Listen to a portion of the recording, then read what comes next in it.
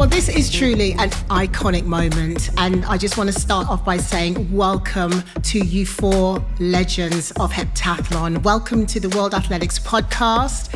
Jackie Joyner Kersey, Nafi Tiam, Carolina Kluft, and Dame Jessica Ennis-Hill. It is just fabulous to see you all. Before we get started, I've so many questions I want to ask you. Is this all the first time that you've met Jackie? Because, listen, we're living with a legend here. This is a legend on our platform right now. But has everyone met her before? Never. Never? So this is the first time for you, Nafi. Carolina, I think you have, right? Yeah, I think we met. Yeah. Yeah, and Jess? Yeah, we met, I was saying, after the Olympics in London, randomly on the Thames on a boat. So that was the first time we met. And obviously we haven't seen each other since then. So it was a very exciting moment for me all around. And to meet Jackie was amazing then. And also for Nafi, have you met Carolina before? Because I know she was your icon when you were younger, watching her compete. Yes, actually we've met in 2013, I think. That was in Göteborg. That was my first senior championship, and she was there to watch. And they actually, Belgian press arranged a meeting with her. So it was really impressive for me. I was very shy, I think. I don't know what memories she has of the meeting, but I still remember very good. Well, what are those memories, Carolina? What do you remember of Nafi when you first met her before she became double Olympic champion? Well, it was a great meeting, of course. You were a bit shy, I think. Maybe you thought it was a big deal, but for me, it was really amazing to meet you there and to see your first step in the senior competitions. And then you, of course, have had such a success after that. So I'm really impressed, and it was so nice to see you in the beginning of your career and follow all your efforts and success since then. So between you, four of you have really dominated the last 40 years of heptathlon. Both in your eras, you reign supreme. For particularly Jess, Carolina, and Jackie, what's it like stepping back and watching the sport and indeed heptathlon unfold over the years? I'll go that to Jess first. Yeah, I think it's been incredible. It's been such a strange journey. Once you're in athletics and it's been your whole life, and the heptathlon has been everything for me for so long, it was a strange feeling to make that decision to step away. But for me, it was the absolute right time. I found I had so many years of feeling really highly motivated and driven to compete. And then towards the end of my career, it kind of flipped, and I felt that kind of emotion of motivated by retirement and feeling really intrigued about what life was going to be like not being an elite athlete and what I'd be able to do, and just not having that kind of discipline and structure to every day and every weekend. It's been incredible to kind of have that career and now be on the other side and, get to watch the likes of Nafi just, dominating and just doing incredible things. And I think with the heptathlon, it's just always, there's never a standing still moment. It's always, everyone's pushing forwards. It's getting stronger and stronger. And there's always these huge, amazing personalities and amazing women. And I just feel really proud to be part of this family. It's really special. And Jackie, obviously you were the trailblazer for so many of us. What's your take on heptathlon and the sport in general?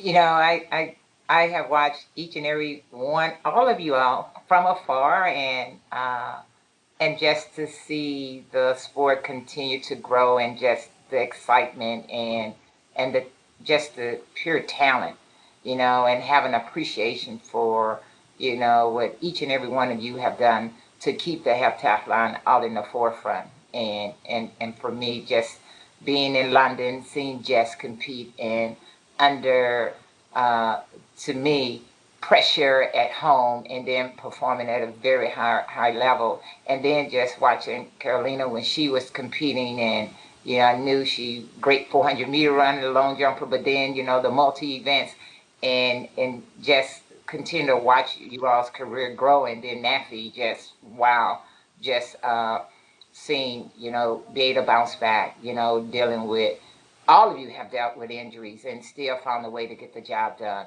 and then to go on and be double gold champions. It's just amazing. I think there's just so much rich history, and to be a part of this platform, I am so honored, because I am in awe of each and every one of you, and just know that I watch, even though I'm not out there performing. I love watching the multi-events.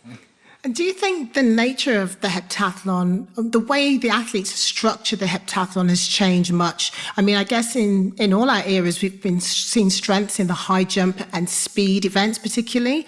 Do you think it's changed much over the years? I mean, Nafi is such a great thrower. It's one of your absolute strengths. Do you think it's changed much?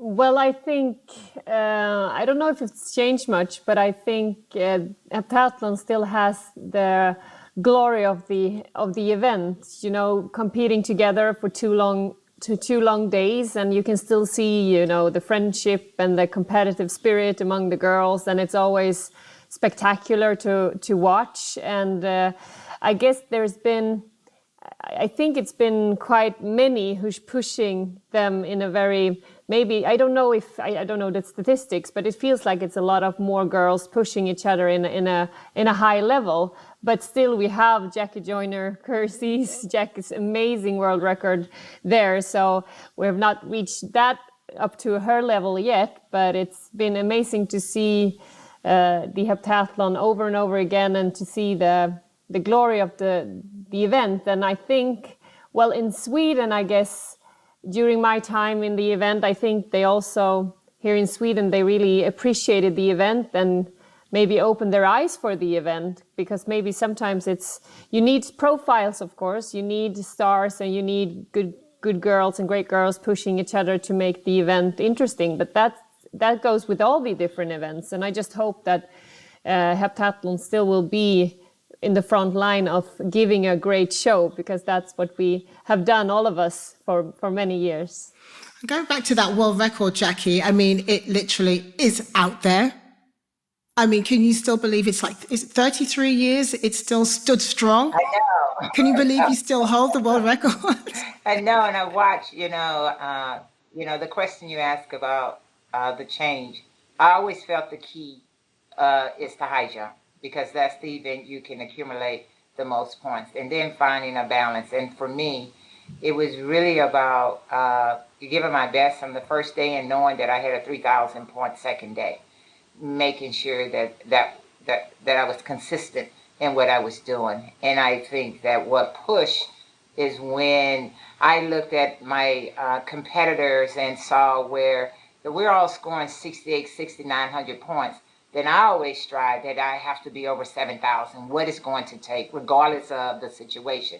Not really focusing on the world record, was just putting myself in the best shape possible, because I feel that if you're already scoring 69, 6,800 at other meets, when we all come together, then who could be the most consistent in reaching their potential in each event, and what that would give you, and sometimes it didn't go according to the plan, but then when you get on a roll, you're on a roll, and not lose the focus. But did you all cite that? Because we know the 7,000 points is that magical barrier for us all. We used to just I believe it's possible. Obviously, Carolina and Nafi, and Jackie yourself, obviously, went over that 7,000 points barrier. Do you start the day thinking it's possible? Did you arrive knowing that it was within your grasp? And that's obviously to Carolina and Nafi. Personally, I was not really thinking about it. It was the year after the Olympics, and after that gold medal, I had a lot of doubts. I was thinking, okay, what if I just reach my maximum potential and now it's only gonna go down? I don't know. I was just having a lot of questions in my head, and I think doing the 7,000 really broke that and gave me more confidence, knowing that it was not over and I could do way more in the future. So I was not expecting it, to be honest. Well, for me, I would say it changed. For the first time I broke 7,000, it was more like I didn't expect it. It was more of a result of a great competition and a great shape. And I had that, and I was just 20 years old, so it was not something that I really expected. But then, of course, after you've done it once, you want to do it again. And then I've had a few chances after that. I had some injuries coming in my way as well, a twisted ankle for once in Helsinki. But I think when I came to Osaka in 27, I really knew that I could break 7,000 again. So that was really one thing I aimed for at that particular moment. So I guess it's been changing over the years. Is there one heptathlon that you can recall where you feel like it's the one that got away? The one that you think, coulda, shoulda done more with that? Does anyone have any memories of that? Jess, particularly, anything that springs to mind? Probably one of my more frustrating heptathlons was probably, Carolina mentioned, the World Championships in Osaka. And that was actually in 2007, if I'm right. Is that right? Yeah. They all blend into one. And that was my first World Championship. So I was kind of naively going into it, not expecting too much, and massively in awe of Carolina and just watching the way she, competed and, just conducted herself with everything. And I found myself getting closer and closer to the podium and to a medal position. And I had a really, really poor shot put. And that was one of the moments where I came off the track and I remember just like crying on the warm-up track, just going, if only I'd just, thrown what I'm capable of throwing. I completely messed it up. And I just remember coming away from that competition feeling really frustrated, happy that I finished fourth and I just missed out on the medals. So I was really, really frustrated that was perhaps going to be my first opportunity to, get on the podium and have that taste of real, global success. And I think once you have that, it then starts rolling on into your next competition, your next year. And I feel that was perhaps a missed opportunity and a frustration. But then again, if it would have gone the way I wanted it to and I would have won a bronze, then maybe the next few years wouldn't have unfolded the way they did. So